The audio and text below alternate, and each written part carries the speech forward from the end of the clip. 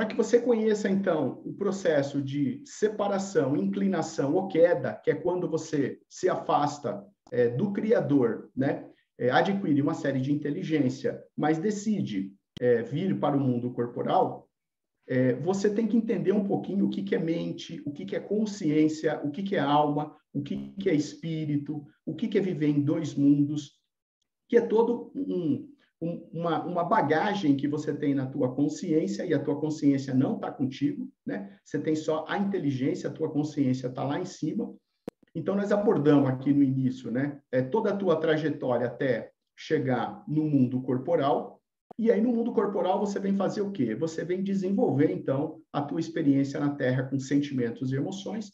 Tem que entender, então, que é um processo de cura, de limpeza, de práticas, de merecimento, para que você possa, então, viver a tua vida no plano material, no plano corporal, com as duas principais tarefas da tua evolução, que é a evolução física, material, e a evolução espiritual, né? Mas aí você tem que entender bem o que é consciência, o que é alma, o que é mônada, porque você deixou tudo isso lá no plano superior. Então, a primeira coisa que você tem que fazer é os entendimentos dessa experiência antes de chegar aqui no planeta Terra. Depois você vai ter que entender que o desenvolvimento material, ele é necessário, o desenvolvimento financeiro, ele é necessário, o desenvolvimento corporal, ele é necessário, como ter relacionamentos, casa, trabalhar, ter atividades entre relacionamentos, tudo isso daqui é necessário. Mas você só chega no ponto da iniciação quando você dá uma desprendida do ego, quando você deixa a tua infantilidade de cobrar os outros, de achar que é o outro que te faz sofrer.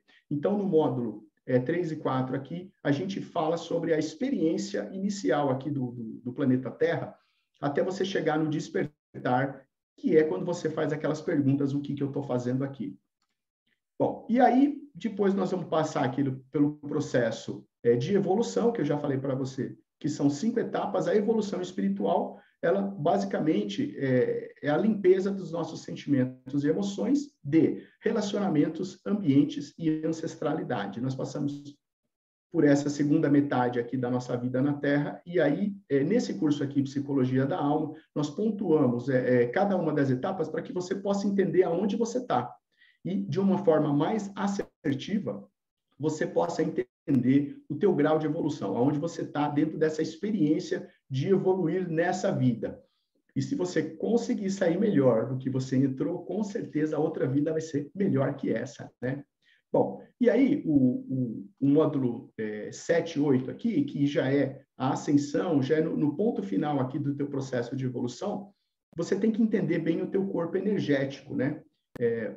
O que é espírito, o que é alma, os teus pontos vitais, né? Os ares vitais, que energia você tem no emocional, que energia tem no mental, que energia tem no teu corpo búdico. Então, quais são os tipos de energias que você traz para ir desenvolvendo com ela, né? A gente passa aqui por um modo que chama chaves e evoluções no processo aqui de ascensão. Bom, falei rapidamente, dei toda essa introdução de como é o curso Psicologia da Alma, porque hoje nós vamos falar sobre reencarnação. E se eu não te explicasse que nós vivemos dentro de um ciclo e ficamos na roda de Sansara, subindo e descendo, encarnando e desencarnando, até você ir evoluindo, que é a limpeza dos sentimentos e emoções, de relacionamentos, ancestralidade e ambiente, você não conseguiria se posicionar aqui na aula de hoje. Muito bem. Bom, então você já anota aí o que você precisa entender mais aí, né? Se são os entendimentos antes da experiência da Terra, durante a experiência da Terra, mas com o desenvolvimento material, sem o desenvolvimento espiritual. Quando você começa a segunda metade do teu processo de evolução, que é a evolução espiritual, ou os conceitos de bioenergia que você vai necessitar saber para avançar dentro do teu processo de evolução. Anota aí, deixei 4 temas aí para você pesquisar ou vir aqui conhecer junto com a gente. Aula de hoje, então, nós vamos falar basicamente sobre essa roda aqui, que é o ciclo de encarnação, né? Encarnar e desencarnar, que é a roda de Sansara. Anota aí, porque tem muita informação. Eu vou passar alguns slides e paro daqui a pouquinho para você me contar o que você está entendendo. Bom, aquecendo os motores, vamos lá. Primeira coisa que você tem que saber, existem algumas leis, né? Essas leis, elas não são de agora, são leis milenares, antes de Cristo. Então, se você procurar aí as 12 leis do processo de encarnação e desencarnação, eu tenho certeza que você vai ficar curioso para entender como ela funciona. Eu vou falar rápido essas leis, e se você quiser, depois eu te mando no WhatsApp, não tem problema nenhum. Eu faço um copiar, colar aqui rapidinho e já te mando. Primeira lei do processo de encarnação e desencarnação é chamada de grande lei e diz o seguinte: colhemos o que plantamos. É a lei da causa e efeito. Tudo que fazemos, o universo envia de volta.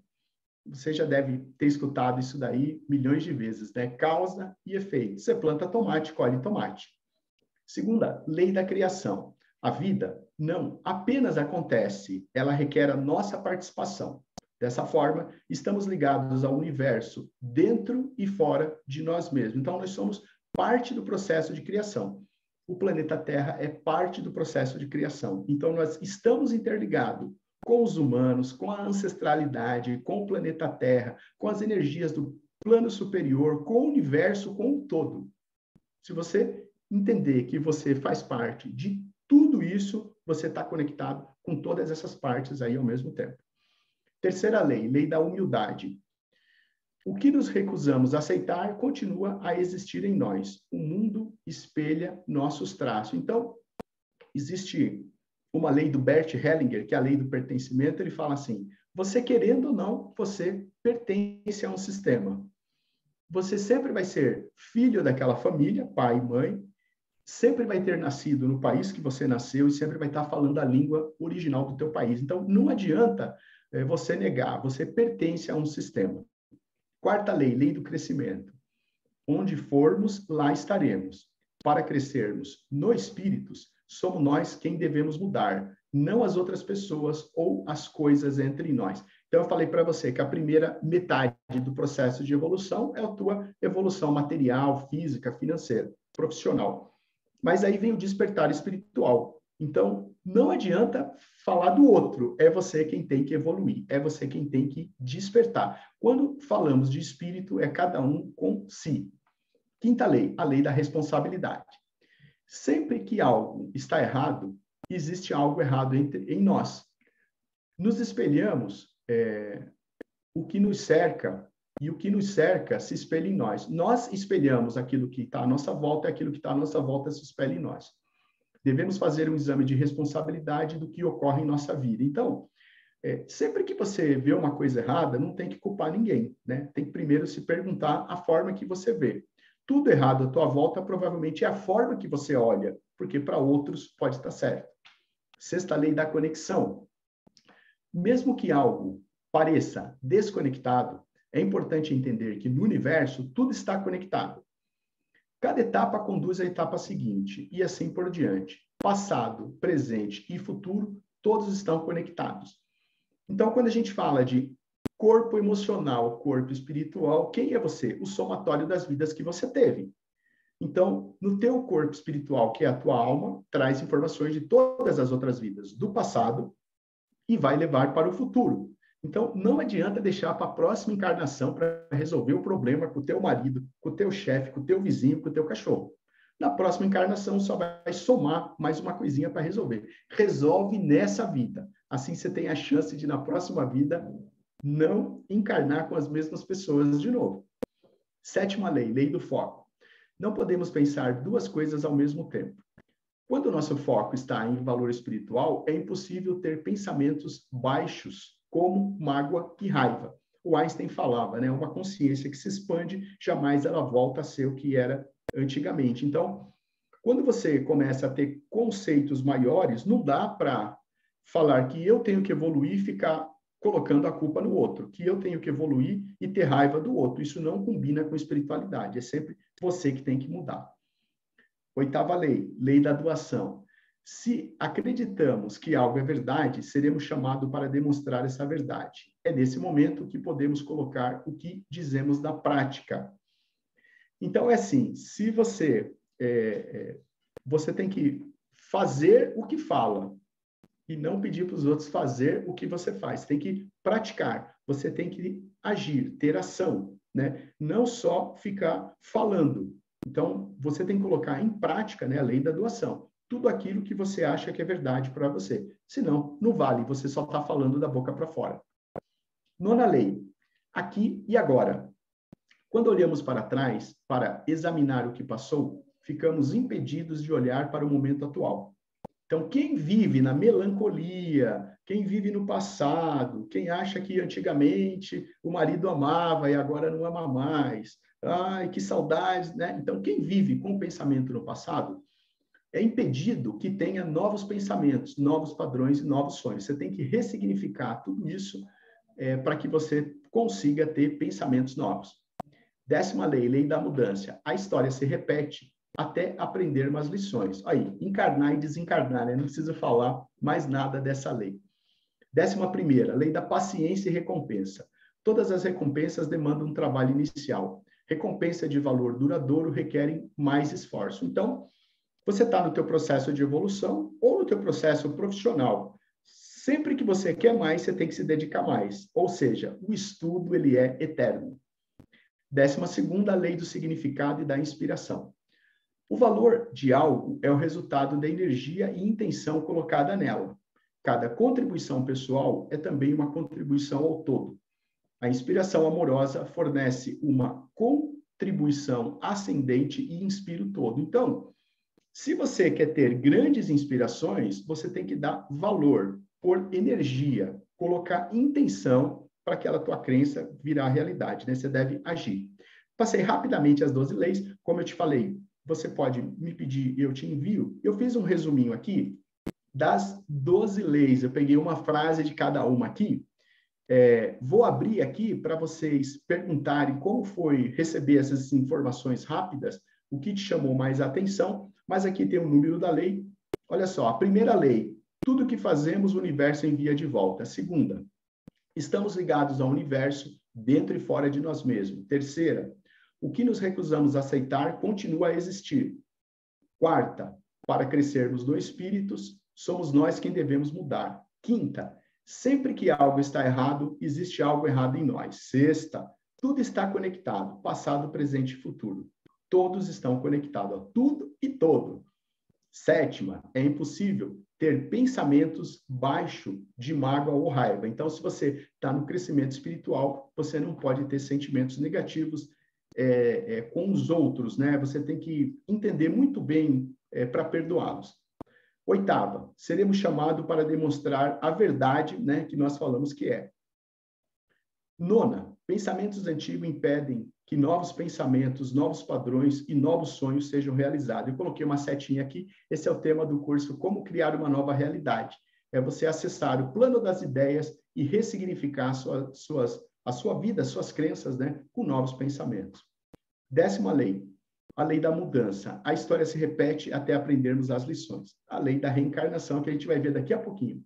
11ª, paciência e recompensa. A recompensa de valor duradouro requer esforços contínuos. E a 12ª, o valor de algo é o resultado da energia e intenção que você coloca nela. O processo de encarnar, desencarnar. Encarnar e desencarnar, a gente vai ver aqui, tem esse símbolo marrom aqui no canto inferior esquerdo, né? É uma seta para cima e uma seta para baixo. Ele é um símbolo aqui do hinduísmo e está escrito karma. Karma, eu vou trazer primeiro alguns conceitos. Karmas, então, é um conceito do hinduísmo que explica resultados de ações danosas do passado, a qual cria um sistema de ação e reação por todas as vidas reencarnadas de uma alma, em seus ciclos de renascimento. Ou seja, você leva de uma vida para outra tudo aquilo que você fez de bom e fez de ruim na última ou nas últimas vidas. Então, a primeira regra do karma, tudo que você fez na vida anterior, nas vidas anteriores, você traz para a vida atual. Esta casualidade, ela se aplica às suas ações, palavras e pensamentos. Então, só pensar, você já está gerando uma linha de energia negativa entre você e a pessoa que você pensou. Então, guarda aí essas 3 palavras aqui, ó. Ações, palavras e pensamentos, que eu vou dissertar sobre elas a aula inteira de hoje. Então, tudo que a gente for falar de karma, de dharma ou de reencarnação é uma consequência de ações, palavras e pensamentos. Quando um ciclo de renascimento chega ao fim, é dito que a pessoa alcançou seu moksha e é libertado da roda de samsara. Então, eu mostrei para vocês lá que no finalzinho daquele desenho tinha a ascensão. Ele está se libertando da roda de samsara. Eu faço sempre uma figurinha que é como se você estivesse rodando, rodando, rodando e desse um salto. Esse salto tira você da roda de samsara. Então, aí você já tem a primeira informação, o que é karma. Então, o karma, ele vem do hinduísmo. O samsara, então, que é a roda, ele vem do budismo. Samsara quer dizer roda da vida, na qual todos os seres estão sujeitos ao movimento de nascimento e morte. Então, nascer e morrer, você está entrando e saindo dessa roda. No budismo tibetano, a roda da vida simboliza reinos, ou seja, você vai passando por diversas aprendizagens enquanto você está rodando nessa roda. Reinos de existência com suas dores e prazeres, olha lá, karma e dharma. Estamos presos, então, no movimento da roda, até conseguirmos atingir o grau de evolução necessário que nos permita o equilíbrio perfeito das emoções e sentimentos. Olha, eu trouxe essa frase do budismo. Então, o budismo fala também que evolução é atingir o equilíbrio de emoções e sentimentos. Bom, muito conhecida por vários aqui, né? A Blavatsky, ela nasceu na Rússia e veio para o Ocidente trazer informações do que ela aprendeu lá no Oriente. A Blavatsky, então, ela trouxe o movimento teosófico do Oriente para o Ocidente, aonde ela estudou nas escolas de budismo no Tibete e hinduísmo, e ela entendeu esse conceito, então, de evolução, de encarnação e da roda de samsara. Por que eu estou trazendo isso? Foi a primeira vez que nós aqui do Ocidente tivemos contato com Dharma, Karma, encarnação e reencarnação. Isso acontece no século XIX, do início para o meio do século XIX, quando a HBV, aqui a Helena Blavatsky, ela vem para os Estados Unidos, onde ela lançou então, o primeiro movimento de teosofia. A teosofia, então, é o encontro de todas as seitas, religiões, ela colocou num plano só. Ela trouxe hinduísmo, budismo, espiritismo, várias coisas aí, e montou o movimento teosófico. Foi a primeira vez, então, que nós escutamos falar aqui de uma forma mais profunda sobre reencarnação.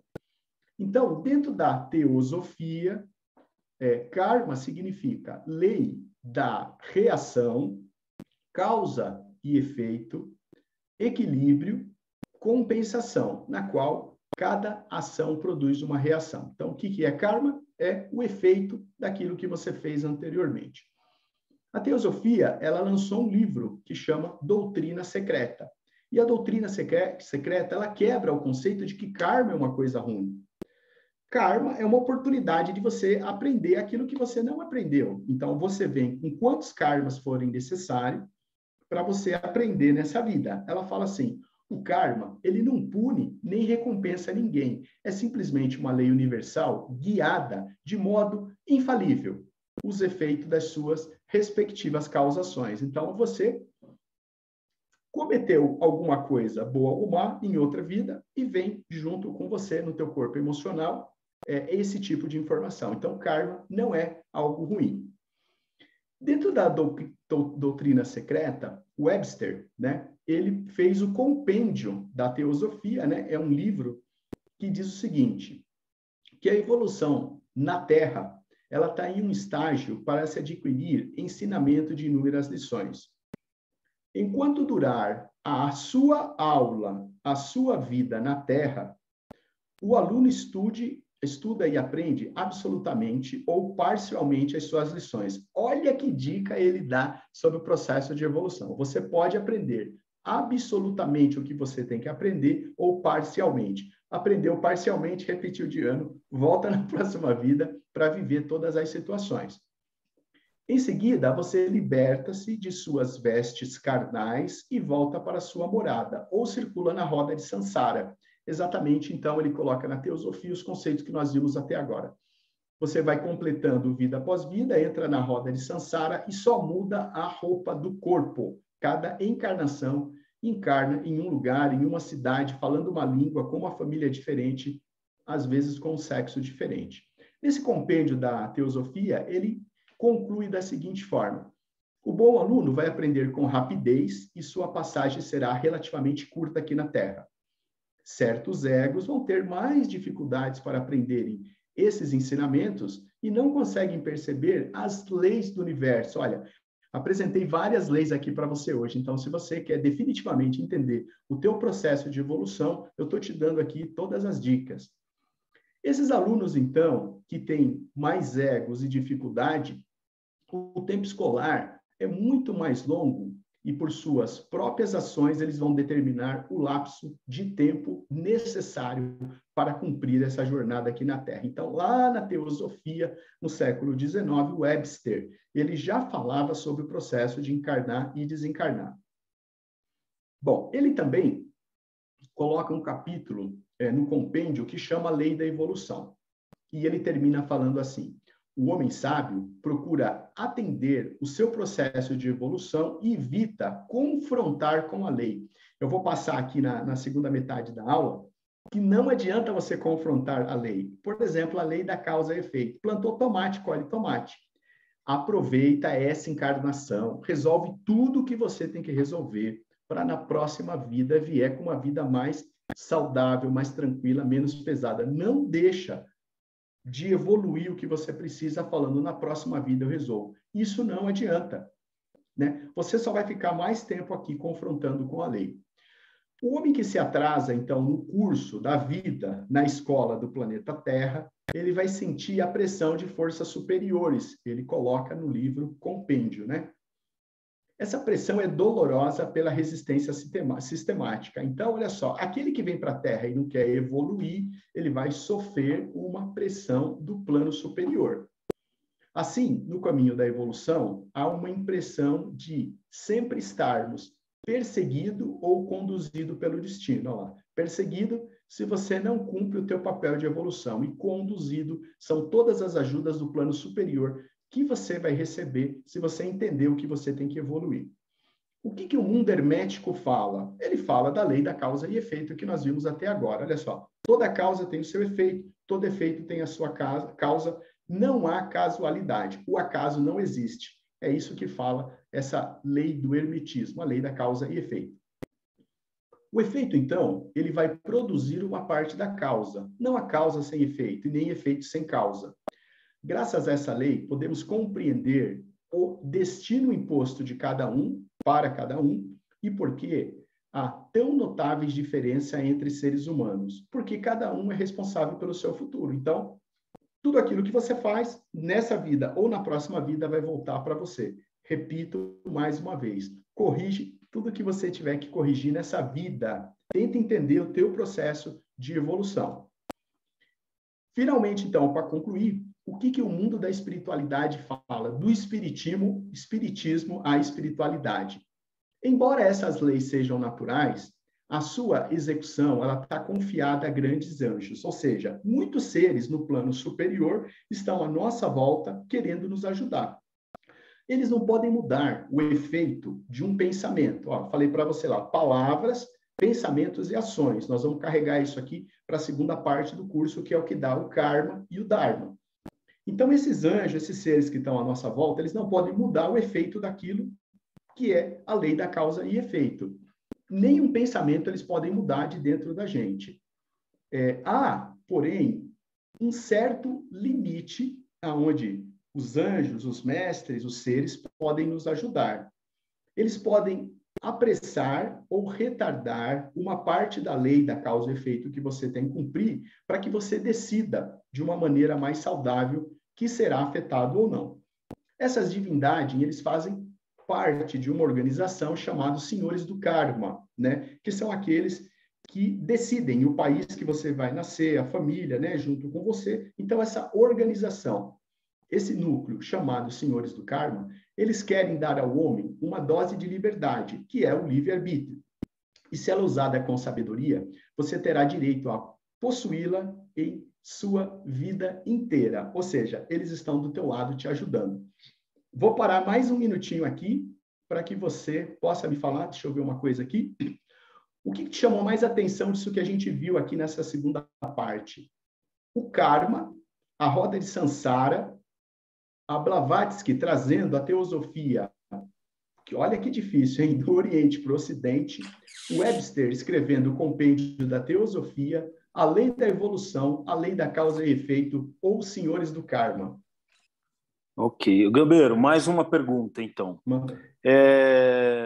Analogia entre, ou a relação entre Dharma e Karma versus contrato encarnatório. Consegue dar uma explanada? Consigo. Ó,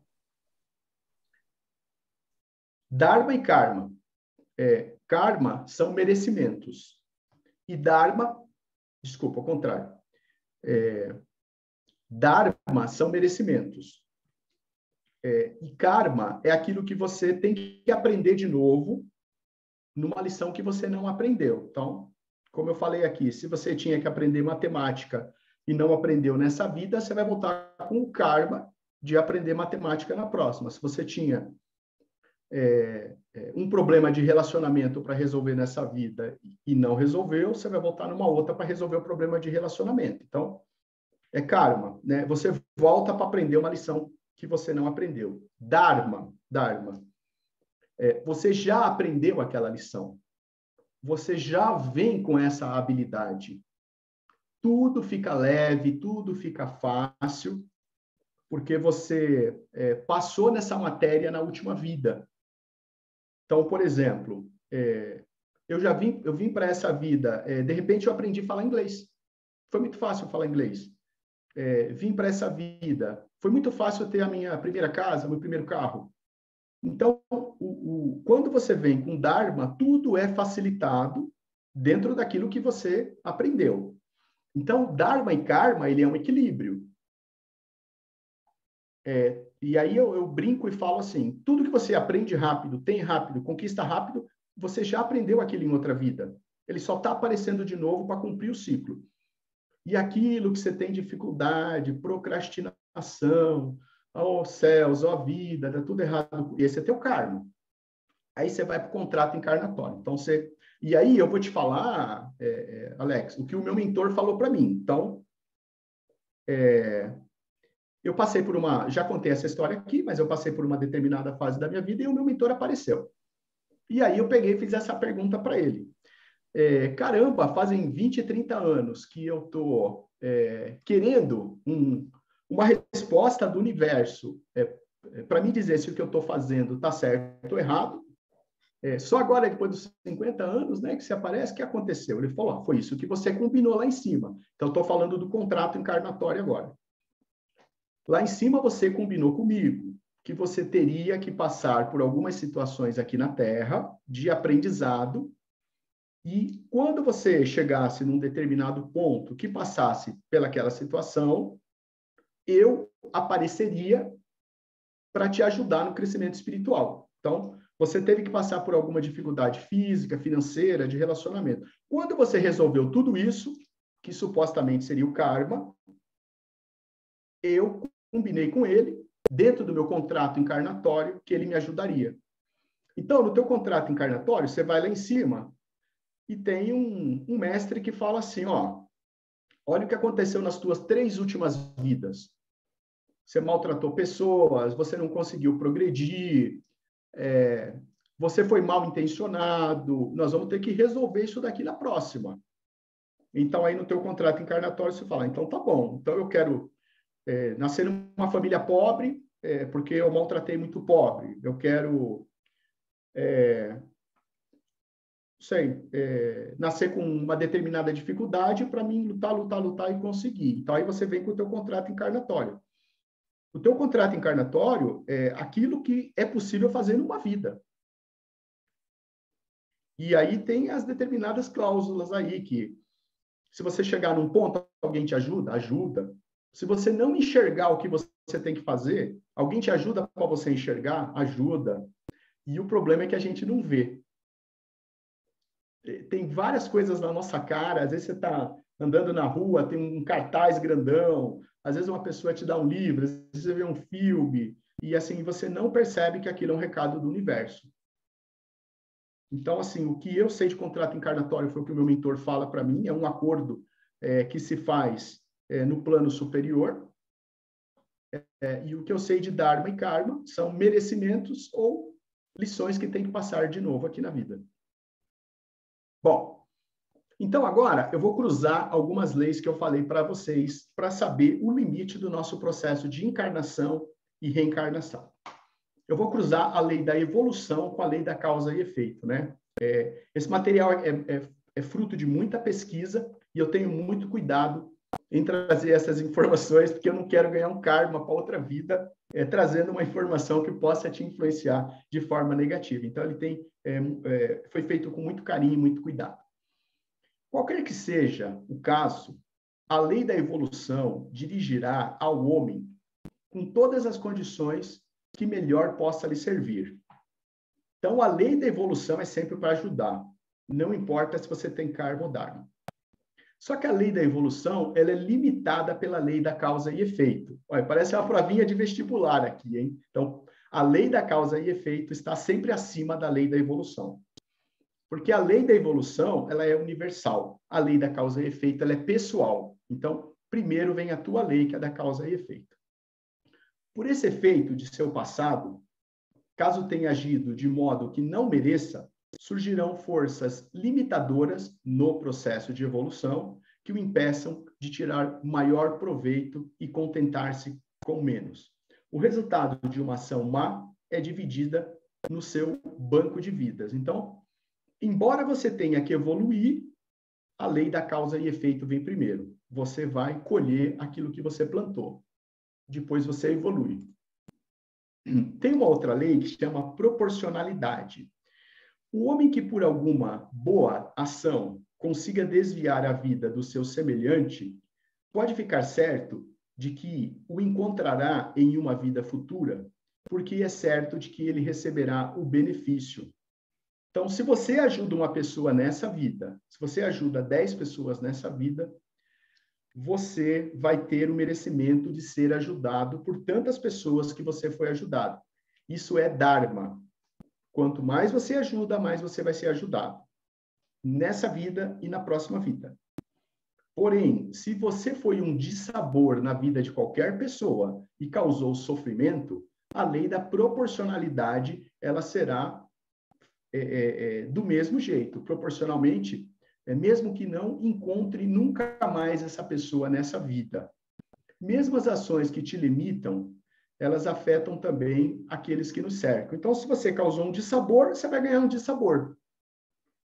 E tem um ponto nessa lei que é o seguinte: você pode causar um dissabor mesmo tendo a intenção de uma coisa boa. Mas se o resultado for um dissabor, se você fez uma pessoa sofrer nessa vida, você pode vir com essa linha negativa entre essa pessoa ou a situação para corrigir numa outra vida. Por isso eu falo, resolve o problema nessa vida. Bom, então, do que consiste o teu processo de evolução? Basicamente, o teu campo de energia tem a energia do mental, que é a tua forma de pensamentos, crenças, inteligência. Tem a forma de energia do emocional, que envolve linhas de relacionamento, desejo, e tem a tua forma física. Então, você pode ganhar o teu Dharma ou o teu Karma através sempre de ações, desejos, pensamentos. Ações, palavras, pensamento. Porque o desejo também é uma forma de pensamento. Cuidado com o que você pensa, cuidado com o que você deseja, cuidado com o que você faz. Essas são as 3 formas de ganhar Dharma e Karma. Bom, o pensamento, então, é uma forma de energia mental que você pode receber ou criar, né? Então, através do teu mental, você cria um pensamento. E esse pensamento, então, vai criar vibrações e laços no teu corpo mental. Você tem um campo mental que vibra numa determinada frequência, e ali está a tua inteligência, teu raciocínio, as tuas crenças, a sua sabedoria. Então, cuidado com aquilo que você pensa, que ele cria uma forma mental. Nós chamamos aqui na limpeza energética de uma forma pensamento. As formas pensamentos, então, fazem com que você atraia aquilo que você vai pensar, que ora pode te ajudar ou ora pode te atrair. Pessoas que te amam ou que te odeiam, né? Porque o pensamento é uma energia, ele vai se conectar com as outras energias. Então, pensamentos é uma forma de ganhar karma. Desejos, né? O desejo, então, ele está num dos nossos corpos de energia, né? Também é uma coisa que você quer, ela é mental. Mas cuidado, desejos cruéis, eles podem te levar numa doença dessa vida ou em outra vida. E desejos melhores, né? Eles podem também te trazer aí coisas boas. Desejos que afetam outras pessoas também é uma forma pensamento. Ele ganha força porque ele está trabalhando o pensamento e o desejo no campo mental. Estou dando dica para vocês de como não influenciar você e o teu campo através de pensamentos e desejos e crenças para que você ache que aquilo é uma verdade e acabe atrapalhando o teu processo de evolução. Ações, ela está no plano físico, mas elas podem ser frutos de desejos e pensamentos. Se as mesmas ações elas são repetidas muitas vezes, você estabelece um hábito de fazer essa coisa daquele jeito e o teu ego cada vez mais expande. Então, cuidado com desejos, ações, pensamentos e palavras. Isso é o mais importante no karma e no dharma. Bom, então, já que você entendeu esse conceito, né? Como sair, então, do karma e ir para o dharma? Como sair da tua involução para a tua evolução? Então, você tem que pesar aí pensamentos, palavras e ações e desejos, né? São 4 palavras que não podem sair da nossa rotina se eu quero melhorar o meu dia a dia. Bom, olha só o que acontece, então, quando você acha que pode estar fazendo uma coisa boa. Eu trouxe um exemplo aqui, ó. Se você constrói um parque pensando na felicidade que causará a outros, os motivos podem ser bons, né? Você pode estar pensando que ele está fazendo uma coisa boa. Mas se você constrói esse parque por ostentação, para mostrar para os outros que você tem poder, que você tem dinheiro, você pode estar gerando uma energia ruim. Você construiu por ego, por ostentação. Embora o parque traga diversão ao público, a recompensa virá dos causadores de modo diferente. Bons motivos podem melhorar o seu caráter, mas não isenta de colher as punições oriundas do seu passado. Fazer uma coisa boa para os outros não quer dizer que você está pagando ou que você está cumprindo o que você deveria ter feito no teu contrato. Por isso é importante você estar presente para saber o que você tem que evoluir. Senão é exatamente o que a Mislane estava conversando aqui com a Tina. Com a fisionomia de bom caráter, eu vou ajudar todo mundo, mas não resolvo o meu problema de encarnação. Eu vou lá para o mosteiro ser monge, mas não resolvo o problema de relacionamento com a minha família. Eu vou lá para o mosteiro trabalhar de uma forma individual, mas não resolvo o problema de trabalhar tendo um chefe mandando em mim. Então, cuidado com as suas ações de ser pessoas boas, que isso não garante que você está melhorando a tua encarnação. Karma coletivo. Eu falei para vocês, então, que o nosso processo de evolução, ele passa pela limpeza de sentimentos e emoções, oriundas de relacionamento, ancestralidade e o coletivo, né? Eu vou trazer aqui um exemplo. O karma coletivo, ele pode ser familiar, nacional ou racial. Então, familiar você veio para aquela família, passar por aquela situação que você tem que passar por ela. O nacional é quando você nasce num país, talvez você tenha se perguntado, né? Coitado daqueles que nascem, sei lá, no Afeganistão ou na África do Sul. Não é coitado. Era o momento que, de acordo com o planejamento reencarnatório dele, ele deveria ir. Então, dentro do karma coletivo tem a sua parte, a sua particularidade do karma familiar, do karma nacional, que é o país, e do karma racial. Então, é o tipo da língua que você fala, o tipo de pele que você tem, tudo isso faz parte do teu desenvolvimento individual dentro de um conceito do coletivo. Há karmas que devem ser resolvidos entre nação. Então, muitas vezes você viveu numa guerra, matou muita gente do país vizinho, odiava aquele país, aí você nasce lá naquele país para começar a amar aquele povo. São os senhores do karma, né? Essa organização, quem selecionam parte do karma que podem ser esgotados em uma vida. Lembra que eu falei? Você não vai pagar tudo nessa vida. Mas tem 1, 2, 3 coisas que você consegue evoluir.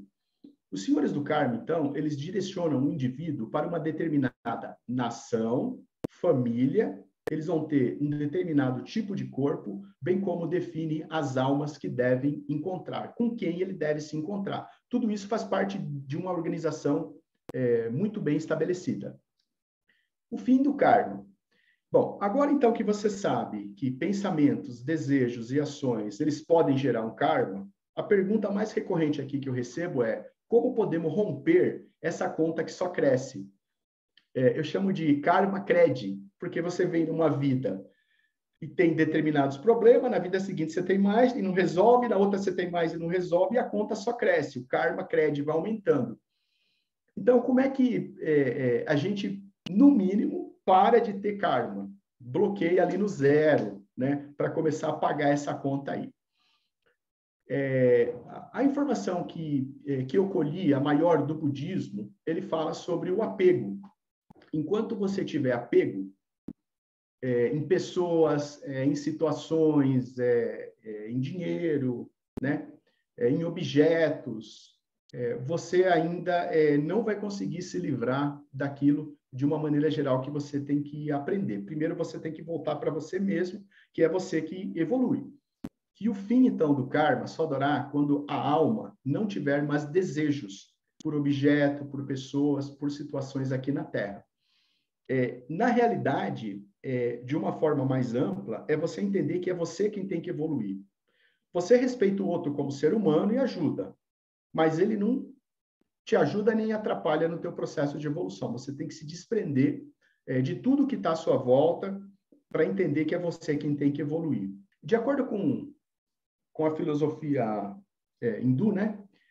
O Dharma é uma lei que coloca a ordem natural das coisas. Esses conceitos indianos trazem, por exemplo, que isso se refere a obrigações, vocações e deveres. Se você cumpre as suas obrigações, vocações e deveres, na ordem natural das coisas, você está acolhendo o Dharma. Esse símbolo do lado aqui, essa roda aqui, né, é o símbolo do Dharma. Seus raios representam o nobre caminho de 8 vias. Em seu centro está o duplo Dorje, o qual simboliza o poder da mente universal eterna. Então, essa aqui é a roda que significa o Dharma, que se refere a obrigações, vocações e deveres. No conceito, então, ainda indiano, Dharma se refere à ordem natural divina das coisas, né? Colocamos um elemento mais aí. É a harmonia social de uma felicidade humana.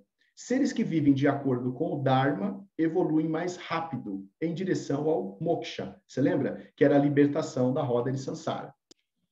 Do ponto de vista da teosofia, Dharma é a natureza interna caracterizada em cada homem pelo grau de desenvolvimento adquirido. Uma lei que determina o desenvolvimento no período evolutivo. Então, se você se desenvolve, o que você tem que desenvolver no teu período de evolução, aquilo entra como um Dharma na próxima vida.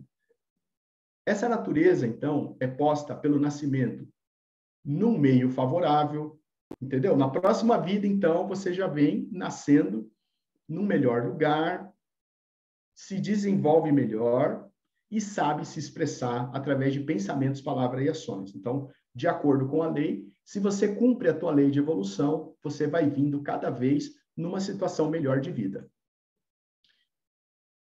Tudo isso daí, então, para finalizar, está dentro de um plano da mente do Criador. Então, você imagina que vir para o planeta Terra, passar por um aprendizado de sentimentos e emoções através de relacionamentos, é um plano. E eu vou explicar, então, rapidamente em 2 slides, como esse plano está na mente do Criador. Que se você entender o plano da mente do Criador, você consegue executar. Espero que consiga. A mente divina, então, ela estabeleceu um plano de evolução que corresponde ao que o universo precisa fazer para evoluir como um todo. Ó, você evoluindo, centenas, milhares, milhões de pessoas evoluindo, o que acontece? O planeta Terra evolui e o universo evolui.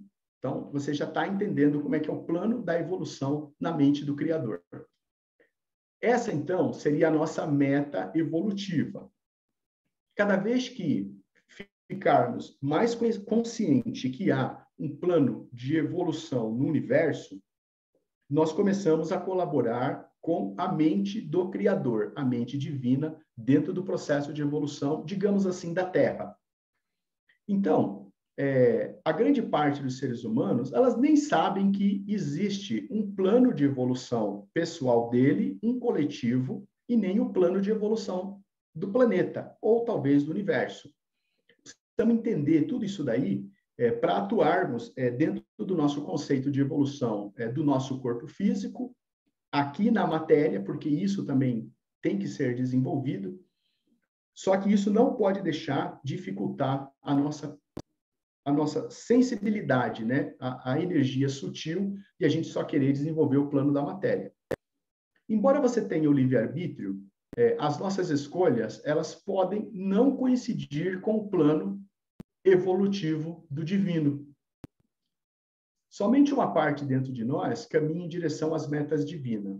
Porém, não temos muita consciência disso, que é a consciência divina. Então, dentro do teu processo de evolução, eu falei para você que tem o karma da família, o karma do país, o karma da raça, e agora eu estou te falando que existe um plano do divino de evolução do país, do planeta e um pouquinho maior do universo. Nós fazemos parte de um grande plano. Quando aprendemos a diferenciar o que é interesse nosso, né, para a alma, daquilo que é interesse pessoal para o ego, a gente vai estar indo em direção à evolução do universo, né? Esse aqui é um tema do curso Psicologia da Alma.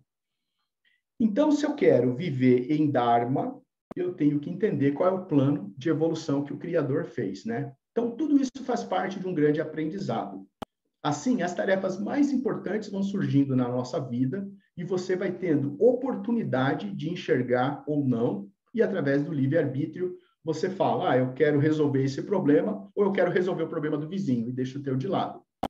Na realidade, essas oportunidades em executar essas tarefas, elas nos possibilitam aprender tudo aquilo que a gente não sabe. É o que eu estava falando agora para a Priscila. Então, o objetivo da evolução não pode ter o que é muito conhecido como meio termo.